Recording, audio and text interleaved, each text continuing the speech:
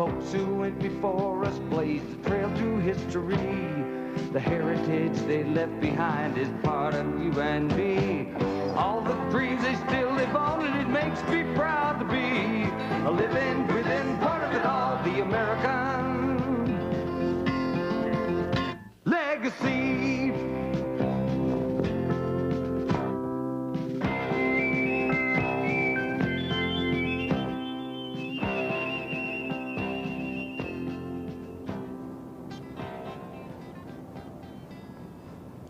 It's breathtaking, especially when you know you are 110 floors above the ground, here on top of the famous World Trade Center in New York City.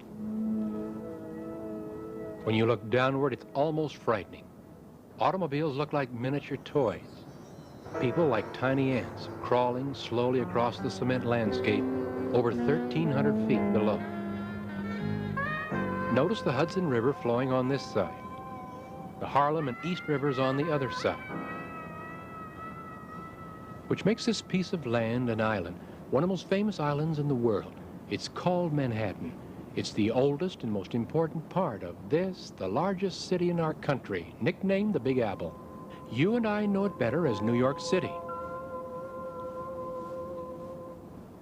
There are really 5 parts of the city, 5 boroughs as they are called: Brooklyn, Queens, the Bronx, Staten Island, and Manhattan. Manhattan, of course, was settled first by the Dutch way back in 1624. They bought the entire island from the Indians for about $24 worth of trade items, calling their settlement New Amsterdam. Some 50 years later, the colony was taken over by the English and renamed New York. By 1800, 60,000 persons lived here, more than any other city in our country. Today, more than 7 million people live in the 5 boroughs. Every working day, millions of men and women fill up these office buildings, as well as the tens of thousands of shops, stores, restaurants, museums, and manufacturing plants that go to make up this great center of business, culture, and trade. But New York is also the center of an even larger super city, here in the northeast part of our country, what many call a megalopolis. This super city is really a group of large metropolitan areas, including Boston, New York, Philadelphia, and Washington, D.C. These large cities are almost joined one to the other by smaller cities and towns to form one continuous strip of cities. Over 40 million people, almost 1/5 of the entire population of our country, now live and work in this megalopolis. And yet, historically, the growth of these cities in the Northeast came not from inside our country, but from outside, from the millions of people from other parts of the world who wanted to come here to start a new and better way of life.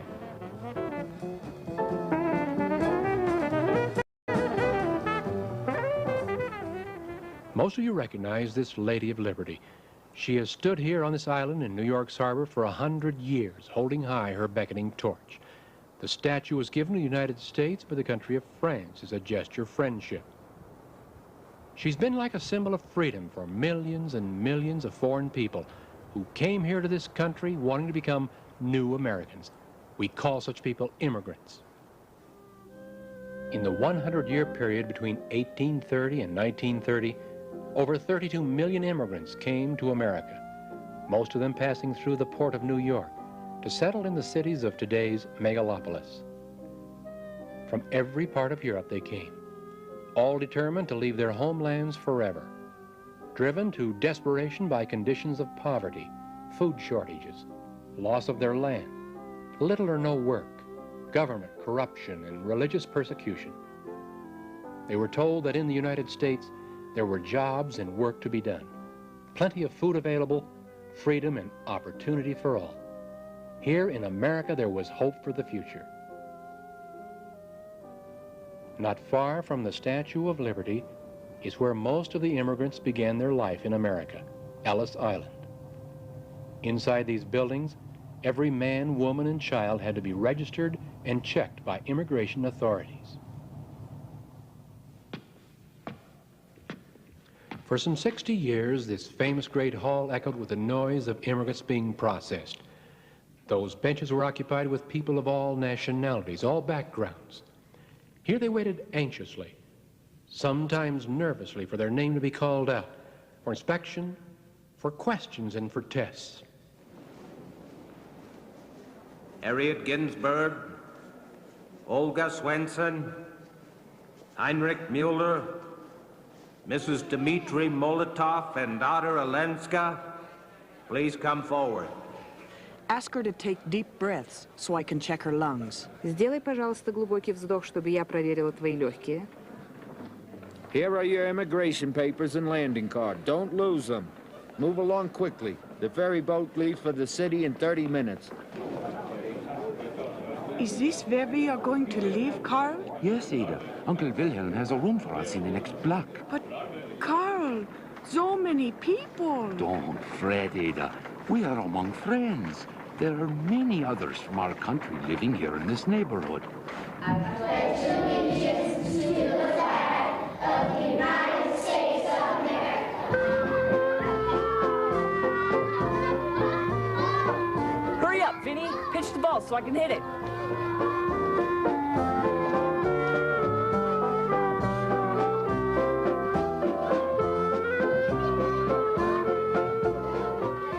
Starting a new life here in America was often difficult for many of the immigrants. Even getting and holding a job could be a problem. I thought you'd never get home. What did he say? I had no luck, Maria. He wouldn't hire me. But why, Tony? You make better garments than anyone in the neighborhood. Everyone knows that. Maria, you already know the answer to that. Mr. Schneider knows that I belong to the new union. He refuses to hire union workers. He says that we're trying to force him to pay us too much money for our work. He calls us troublemakers. And he threatens to tell other garment makers not to hire us. Oh, Anthony, what are we going to do? Maybe it's time we thought about moving. We could go west to the coal fields or to the steel factories. Surely you could get work there. Mrs. D'Angelo says they need workers. Her son left last week. Maria, our family is here in New York City. Our parents brought us over from Italy as children. We grew up here. My papa taught me the skills of being a tailor. That's all I know. This neighborhood is our home. Here we keep the tradition and the language of the old country. All our friends are here. I don't want to leave. Nor do I.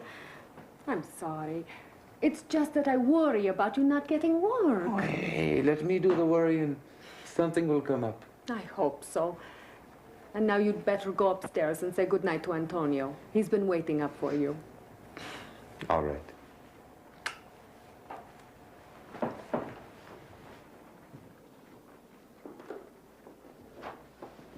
Papa? How's my Antonio, huh? Oh, fine, Papa.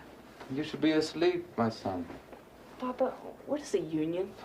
Now, Antonio, you've been listening to older people talk, huh? Well, I want to know, Papa. Is it something bad? No, son. Although many employers that hire workers want people to think so. No. The union that I belong to is a group of workers that make garments. They're tailors, like myself.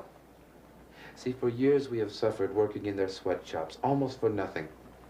Now we have organized ourselves into a group trying to get the employers to pay us standard wages. In other words, we want paid to us the same amount of money as any tailor doing the same work. So much for so many pieces of finished goods. That's all. Well, will they do it? Some employers will, many will not. It'll take time. Hey, Papa, we played baseball today. We beat Vinny and his team 5-2. I had a home run. I went down to I'm the... proud of you, my son. You tell me the rest tomorrow, eh? It's time for you to sleep. Good night. Good night. Hey, Papa, I like it here in the city. Are we going to stay? Yes, Antonio. We're going to stay. And we'll be very happy, huh? Night, Papa. Night. Although parts of the old immigrant neighborhoods still remain, most of the Antonios, the Vinnies, the Alenskas, along with their children and grandchildren, have long since moved to other parts of the city, even to the suburbs of Megalopolis. And yet, strangely enough, many of them come back here each day by commuter train or on the subway to work in some business, perhaps a restaurant, a garment factory, even a bank. For Manhattan is still the core of the Big Apple, the center of New York's working world. Here are the headquarters for over 100 of the largest businesses and corporations in America. Decisions made inside these buildings affect not just New Yorkers, but people in every part of our country. If you need money, here are 6 of the 7 largest commercial banks in our nation. Billions and billions of dollars are loaned out, paid back with interest, and reinvested to make more money. This is the world-famous floor at the New York Stock Exchange. Stock, of course, represents the investment of money by people and companies in a variety of businesses in this country, all hoping to make more money through such trading. 20 blocks away, money is used in a different way to manufacture blouses, dresses, suits, clothing of all kinds. Here in the garment district, 250,000 people earn their living, putting together new fashions that you and I will buy in our towns and cities. A majority of these workers now belong to unions that Antonio's father and other immigrants started many years before. This is also part of the city's work world, the Port of New York, which includes as well shipping facilities over on the New Jersey side of the water. It's one of the many reasons why the Big Apple has become so big and so important to the trade and business interests of this whole region. The port is not only the largest in North America, but one of the largest in the world. Most of the ships that dock here carry cargo. They're loaded with foods, raw materials, products, and finished goods, both for exporting or importing. Such trade and transportation has been the key to this city's growth. But the city is more than just business, trade, and transportation. Over the years, it's become one of the world's great cultural centers, which means here you will find some of the country's finest concert halls, theaters, museums, in which to enjoy many forms of art. Inside this famous museum are several 100,000 paintings, sculptures, and tapestries, representing nearly every culture of the last 5,000 years. Along Broadway's side streets are the many theaters where actors and actresses perform each night in dramatic plays or in musical comedies. Not far away is the Lincoln Center for the Performing Arts. Here the public can come and enjoy performances by the New York City Ballet, the Metropolitan Opera Company, or the New York Philharmonic Orchestra. Out here in the Bronx is yet a different kind of cultural attraction, Yankee Stadium, home of the New York Yankees Baseball Club.